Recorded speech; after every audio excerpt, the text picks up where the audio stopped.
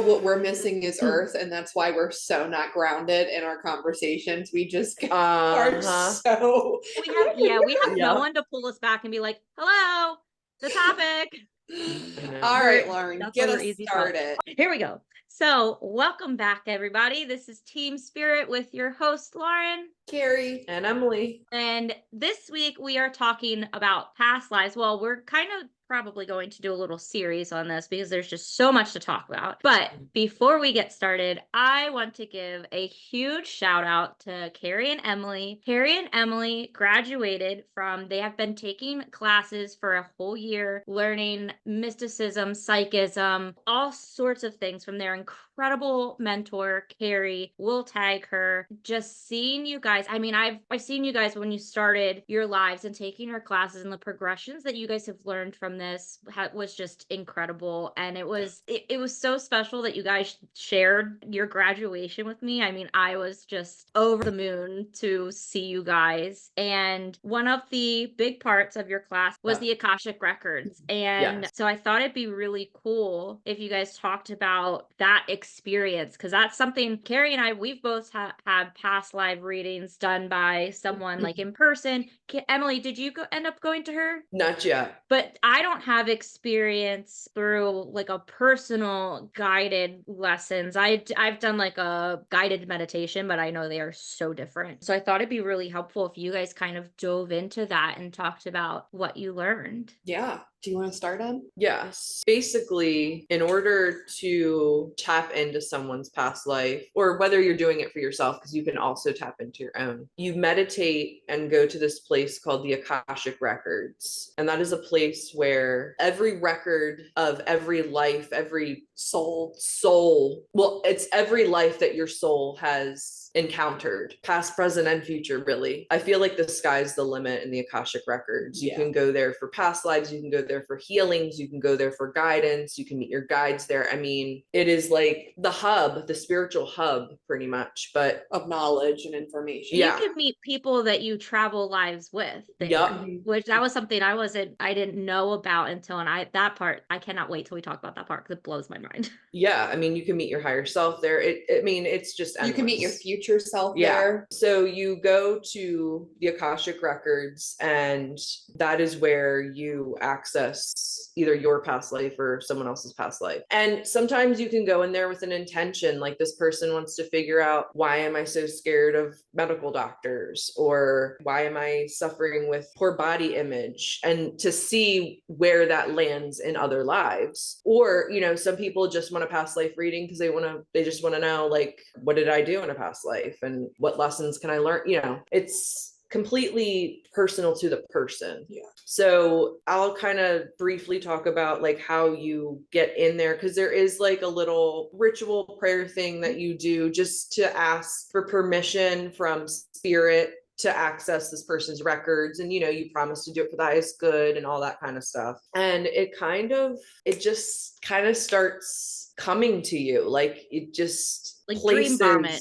Yes, places, dates, time periods, names, genders, jobs. I mean, you name it, just starts coming to you. And it's like, there's no way that I'm making this up, because I haven't ever thought about this country before, or I don't think about, you know what I'm saying? Like, I don't think about this time period. Like 1756 comes up. It's like, why would, you know what I mean? Yeah. And then you'll pick up on political occurrences that you can then validate after, and we're no history.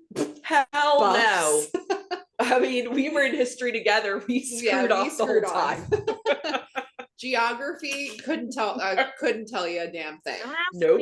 And it is cool because a lot of like times you experience in past lives, like you are not even the same like sex you are now. Correct. Or gender you are now. And that's one thing, like when I did it in a past life, I was a man, and I have never in this lifetime felt any connection to being a male gender. And so that it's one of those things, like in our life and feeling now, you don't feel those things. And so when they come up, it's like, how can I question this when I know for like in myself that felt so real, but it's not something I identify with this term at all. And the same thing happened. I was getting dates and these things, and like I could vividly see these things, and I go home and I do the research, and it all aligns, all of it. Yep. The things that I was wearing, how things looked, the things that were happening at that time, it was insane, absolutely insane. And I mean, it's cool having to have had the experience of a past life regression and then having the experience of doing past life readings, because the way that the information comes through is exactly the same. Yes, you're in a state of hypnosis, but you go to the spirit world, you go to like the in-between, you go to the records when you're doing these readings. I mean, they may not call it that, like when you're in the regression state, but that's where you access all that information. So you mean like when you're doing it on someone else, you also are doing the same like guidance with them? Is that what you mean? Or what I'm saying is like the way that you get the information when you were in hypnosis and you received the information for yourself is the exact same way that we receive the information for somebody else. Yes. I see.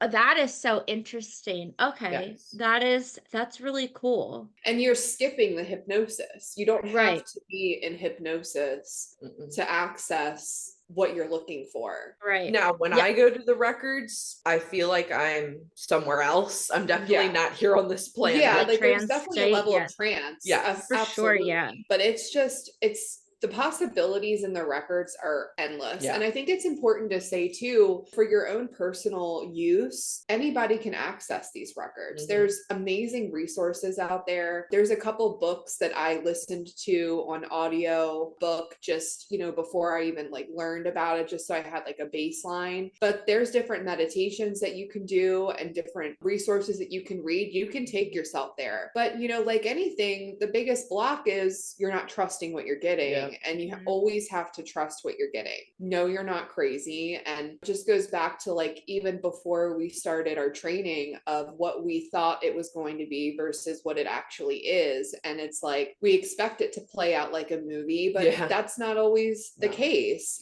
Sometimes it comes through as symbols or a knowing or, a feeling. Exactly. So, and everybody's going to be different. For me, I'm very, very clairvoyant. That's my strongest clair. So a lot of time for me, it is the visuals, but you don't have to have the visuals to be able to get the information. Right. So you just have to trust yourself. Yeah. I mean, here we go. We're about to go on a little side note here, but did you guys know that not everybody sees like visual things when they're like saying you told me that. As she was saying that, I was thinking about that. So yeah, you guys told me that. So I was just talking about this with someone this morning, which is crazy to me. But so it goes for, they kind of see an outline of what they know they're familiar with of that item. Like it's literally like a drawn outline. And they say, for the people listening, start from the beginning, explain like. Oh, yes. Okay. So science has not even discovered, they just, I guess, started talking about it, that not everybody has an inner monologue. You don't hear yourself think in your head, and not everybody has like descriptive visual images. And so what I'm understanding, what I've seen from people who don't have inner monologues, is it's almost like they see it's writing, like it's written for them. I know. Not voices, right? And so they're reading their thoughts? Kind of, yeah. Like it's just written out is how I've seen, because I then had to look this up and go, I needed to know more. And people who explained it, they were like, yeah, I don't hear anything. It's almost like what's more common? Like I feel like that's not common. I feel like that's not common, but here's the thing. I found this out this morning. Apparently, they simplify it down to the point of it's almost like being left or right brained. I don't know how it can be that simple, how it possibly is that simple, but apparently that's just how they explain the difference of whether you do or don't. It is just like if you're left left or right brain. So this is a dumb question, but like if we can hear our thoughts, because that's what I do, I hear my thoughts. Yeah, Doesn't me that too. mean that we're clairaudient? It's probably not that they're not. They just are in a different way. Like it's probably like processing people who maybe don't read as well as they hear. And so some people like listen to audiobooks because they can listen through and absorb it all. I can't listen to audiobooks because they say a word and all of a sudden I'm thinking about something and I got to backtrack 10 minutes because I've been in La La Land. And then thinking of I can't else. read a book to save my life because I'll read the same page 20 times and not absorb anything. Right. And I think that's where it's just absorbed differently. I'm sure that they still have the same ability. Yeah. It's I'm different. My question was like, if you can hear your thoughts, isn't clairaudience the same thing except you're hearing spirit? Yeah. But it's in your mind's eye that you're hearing your thoughts, right? So it's along the same lines, right? Yeah, I would think so. Yeah. Yeah, that'd be so interesting to hear from someone who does reads, who doesn't have an inner monologue or see the descriptive visualizations. I feel like that'd be really difficult to really decipher what are my thoughts and what is a download. Yeah. Unless it's the same thing of like, why am I reading this? And I've never read this before. Like it's still a thought to them. It's just in a different way. And maybe that blows. It makes my head hurt. It does. Yes. It does. And then to have it simplified like that, I'm like, it's not that simple. It cannot be that simple. They're just left brain. What? No. It sounds very peaceful to not be able to hear your thoughts. I have to say, they probably can meditate like a boss. And go to sleep so well. Oh my gosh. There's not that little like, non-stop. Sometimes with a British accent gotta peep in, and then I'm like, God, I'm fucking weird. Dude, I know. Well, one thing I do want to bring up just to kind of like go back to past lives is, a lot of people, there's some stigma around past lives. And I think that it's important to kind of talk about that because there's very few readers, especially, on TikTok. I'm speaking about TikTok. There's very few readers that do past lives on TikTok. And there are other practitioners who would say that it's not grounded or it's not authentic. It's like, the picture has been painted that you're making a story up. Like anybody can make up a story and there's no way to bring evidence through in a past life. And I want to say that is absolutely false. Not true. There should always be evidence when you get a past life. And that evidence can be so many different things, but the biggest thing is that there should absolutely be some sort of parallels between the life that you are experiencing now and the life that you're channeling from a previous point in time.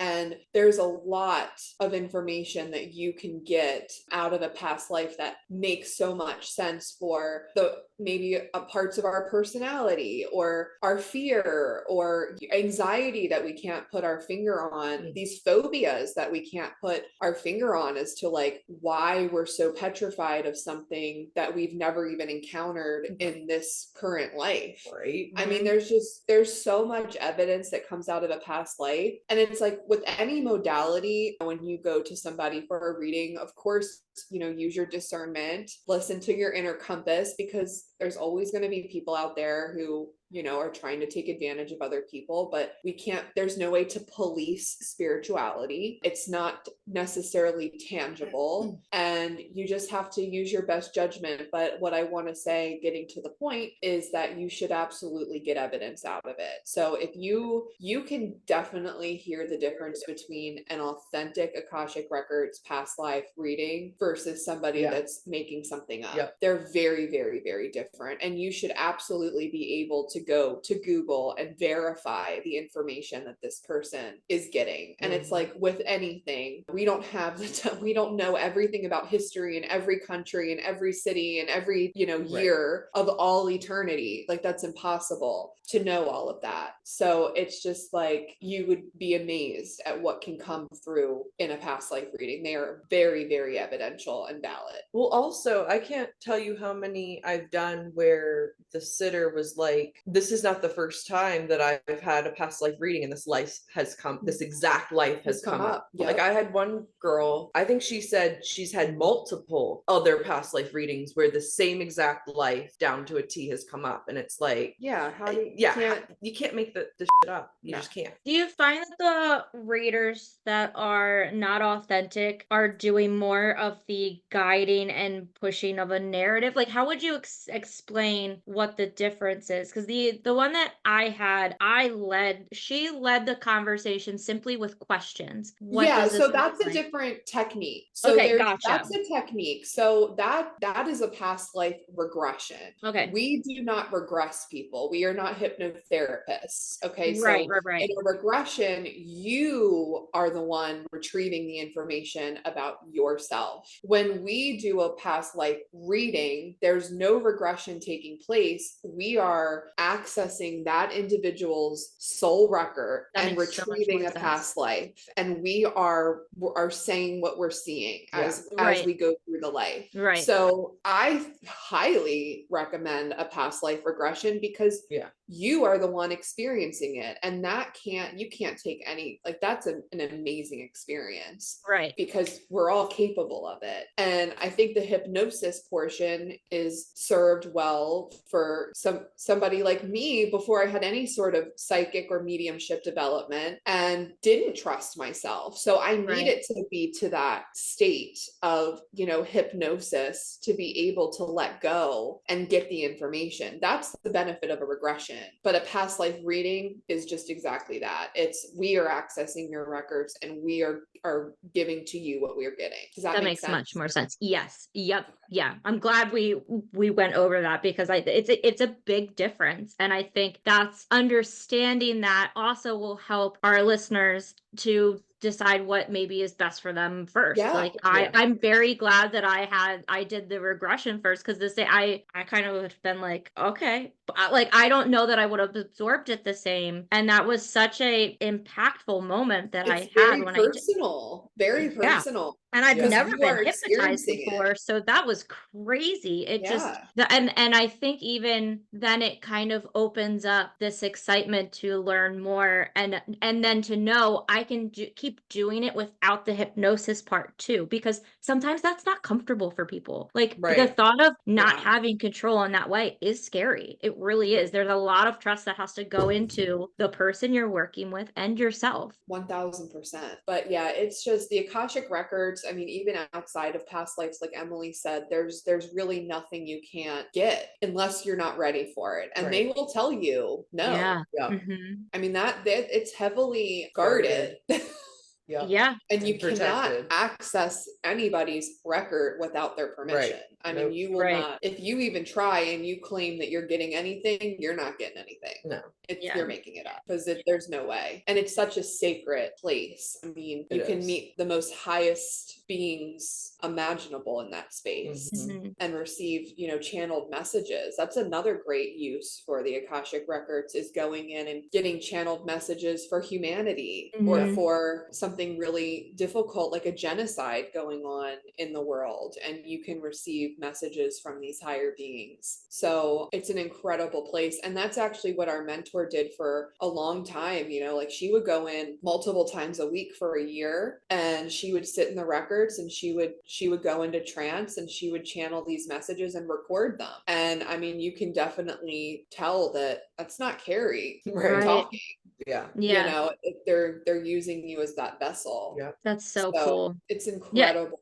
It's incredible. And it's very fascinating that you can feel a for sure difference when you're doing it and you shouldn't be there and you're not ready for it, to when you actually are. Because I think in my guided meditation, I was nervous when I was doing it, because I was doing it on my own essentially, and it made a very big difference. And I almost was like, I'm not going to get a lot, and I was almost like shut out. And then when I went and actually, before everything started, when we just went to the Akashic Records, it was such a different feeling. And I was like, okay, this is what it should have felt like when I was ready. And I think it's just very calming, and it feels like very, I felt understood before I even knew why I should feel understood. And it's funny because I remember before we even started our training in the records. It was way before. We were still, I think, doing psychism, or yeah, because it was in May, because we went to an Orioles game. I'll never forget it. And that day I did a meditation, and I was just doing a breathing meditation to like calming music. I wasn't expecting anything. I was just trying to relax, ground. And all of a sudden I'm in the records, and I had never been there. I mean, I have, not in this lifetime, but like it felt familiar, and I just knew it was the records. And I remember that I saw like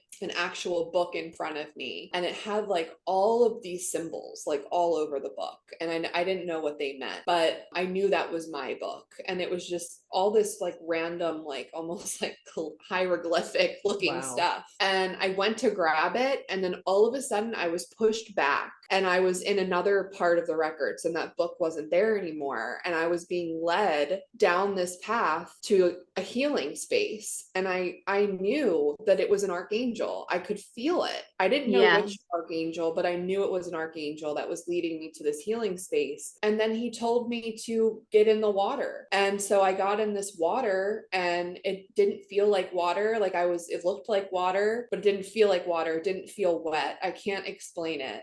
And I sat there for a while, and I just felt like such a purge of energy. And then all of a sudden I'm back in my meditation room, and I talked to Carrie about it, because I'm like, I think I was at the record. She's like, you went to the healing waters. And that is a place that we would frequent during our guided meditations, like through Carrie when we were in development. So, and you know, I wasn't ready to access my soul book. You know, it was like what I needed at that moment was a healing. So I mean, it's just like sometimes you might stumble in there, and just allow yourself to experience it, because if you stumbled there, you're supposed to be there.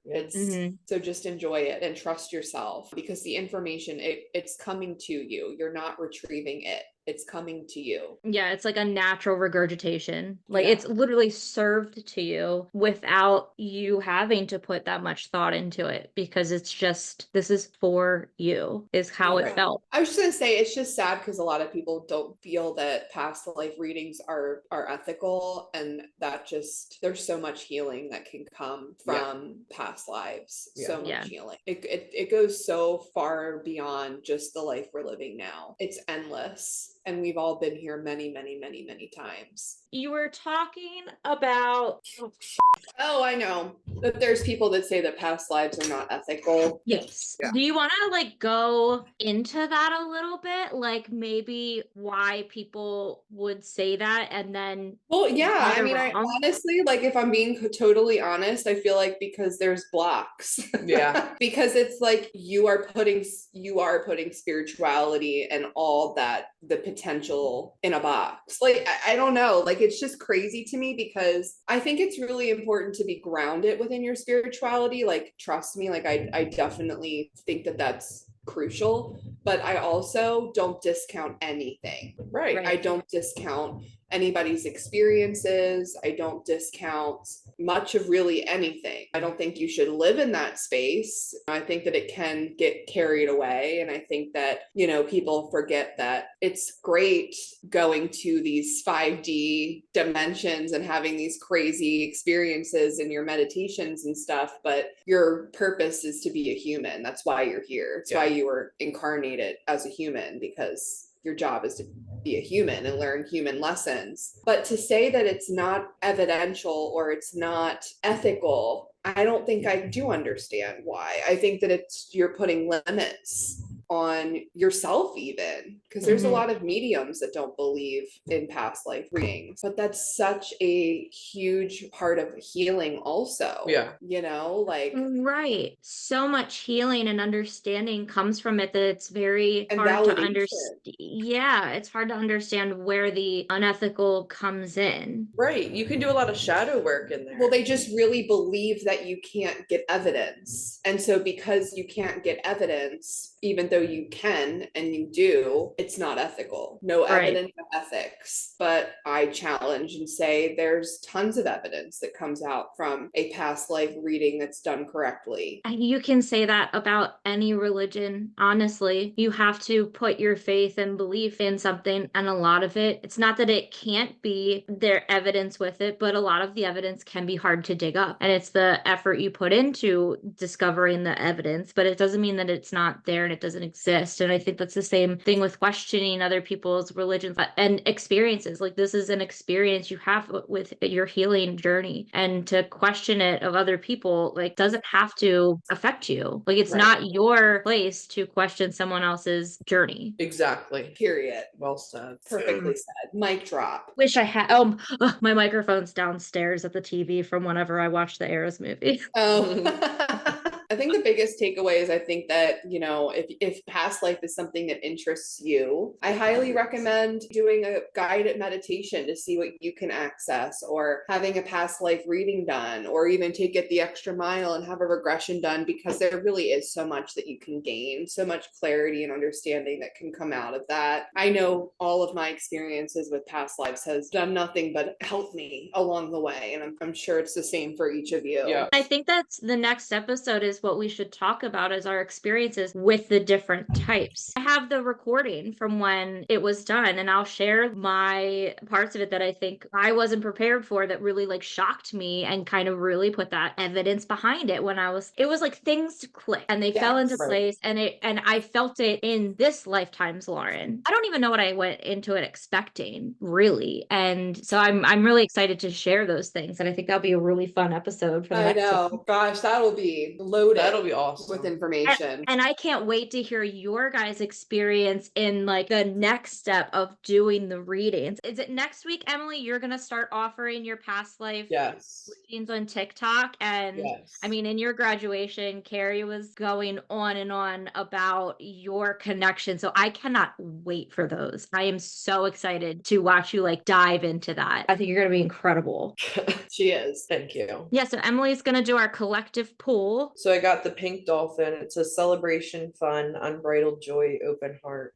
The Amazon river dolphin, also known as the pink dolphin because of its unique pinkish coloring, is an endangered marine mammal that lives in the freshwaters of the Amazon and Orinoco River basins in South America. Deeply revered, it is the subject of many local myths and legends. In one, it's said that if you go swimming alone, the pink dolphins may transport you to the magical underwater city of Encante. To be near dolphins is to experience a whole new level of play and joy. This is a card of welcoming more joy into your life, to opening your heart and mind to new experiences and prioritizing happiness and fun, to prioritizing play and taking time off from the monotony of our everyday lives, to play like a child without being attached to the outcome. How can you welcome more joy into your life? What can you do just for fun? What do you want to celebrate? This card is a wonderful one to receive and is always an invitation to stop being so serious, to play and have more fun. When we play, we're able to release the pressures and stress that we're carrying and switch off. Often when we do this, the two hemispheres of the brain can make connections and solutions that we previously couldn't see come flowing in. I mean, I take away from that, not putting conditions and